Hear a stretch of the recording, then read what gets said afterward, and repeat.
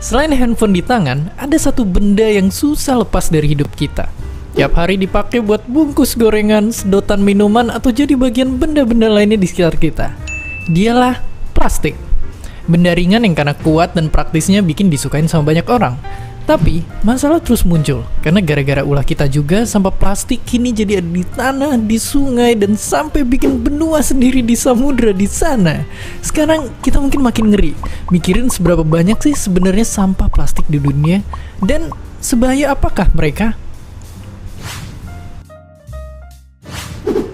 Karena susah ngitung jumlah pastinya, bayangin aja gini. Tiap tahunnya ada ratusan juta ton plastik yang diproduksi dan 8 juta ton sampahnya dibuang ke lautan. Itu sama aja kayak buang 20 pesawat Boeing 737 setiap jamnya. Dan bayangin juga kalau butuh ratusan bahkan sampai selamanya buat plastik untuk bisa terurai sempurna. Artinya kalau dia terus begini, bakal ada 12 triliun ton sampah plastik atau setara berat 24.000 gedung Burj Khalifa, bangunan paling tinggi di dunia di tahun 2050 nanti. Jumlah itu bikin plastik yang berenang di air lebih banyak dibanding penghuni asli lautan.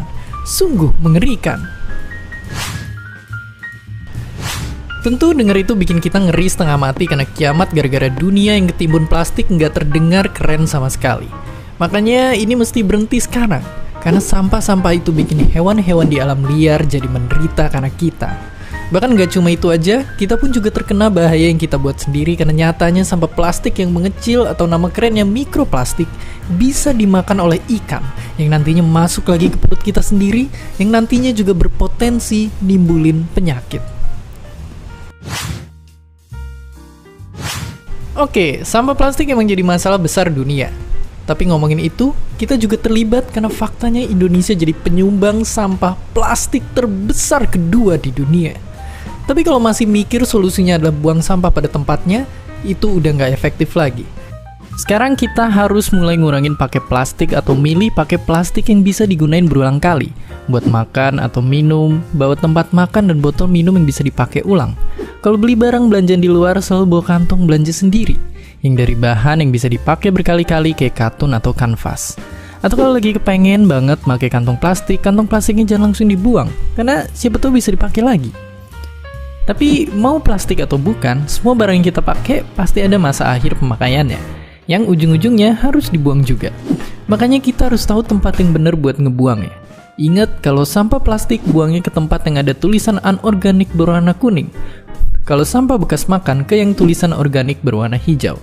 Dan bahan beracun kayak baterai, bohlam, tinta komputer dan sebagainya ke tempat sampah B3 yang warnanya merah. Lagi pula, selain buang ke tempat sampah biasa, sekarang kita harus mulai memilah sampah kita sendiri dan ngumpulin itu ke bank sampah terdekat. Karena nyatanya sekarang sampah bisa jadi emas. Caranya gampang, tinggal bawa sampah kalian yang udah dipilah ke bank sampah terdekat. Kasih ke petugasnya, terus ditimbang dan dihitung, dan jadilah. Bahkan 2 kilo sampah aja udah bisa jadi logam mulia.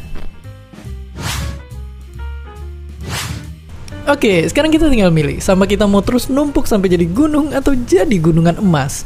Padahal sampah yang berserakan bisa kita mulai ambilin dan gak cuma bikin lingkungan bersih, tapi juga bisa dibuat investasi. Jadi mulai kumpulin sampah di sekitar kita, terus tabung biar beneran jadi emas. Dan seperti biasa, terima kasih.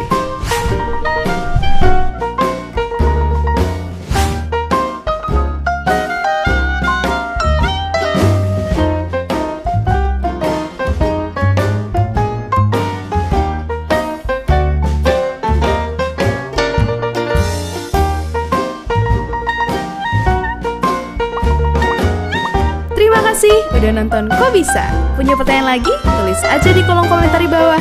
Keep asking and stay curious.